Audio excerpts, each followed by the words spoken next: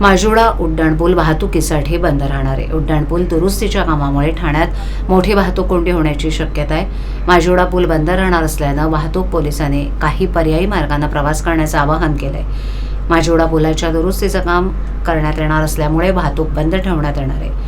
माजिवडा उड्डाणपुलावर घोडबंदर मुंबई वाहिनीवरील U turn पासून ते ज्युपिटर वाय जंक्शनपर्यंत मास्टिक टाकण्याचं काम हाती घेण्यात येणार आहे. या कामाची सुरुवात 3 मे पासून झाली आहे, तर हे काम 22 मे पर्यंत सुरू राहणार आहे.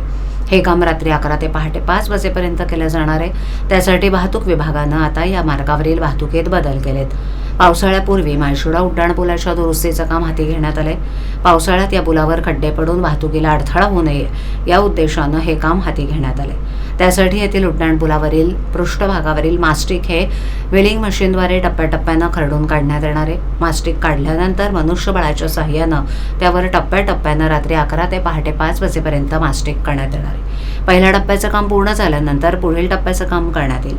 त्यामुळे या मार्गावरील वाहतूक पूर्णपणे बंद ठेवण्यात येणार आहे.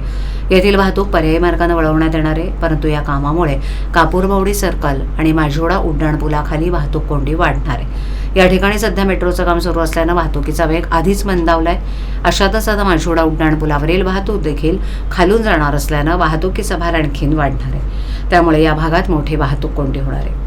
माजिवडा पुलाचं काम सुरू असताना वाहतूक बंद असणार आहे. त्यामुळे वाहतूक पोलिसांनी पर्यायी मार्ग देखील सांगितलेत. घोडबंदर मुंबई वाहिनी तत्वज्ञान ब्रिज चढणी येथून पुलावरून मुंबई अथवा नाशिकला जाणारे सर्व प्रकारच्या वाहनांना तत्वज्ञान ब्रिज चढणी येथे प्रवेश बंद करण्यात येणार आहे. त्यासाठी पर्यायी मार्ग म्हणून सर्व प्रकारची वाहनं ही स्लिप रोडनं कापूरबावडी सर्कल मार्गे इच्छित स्थळी जातील.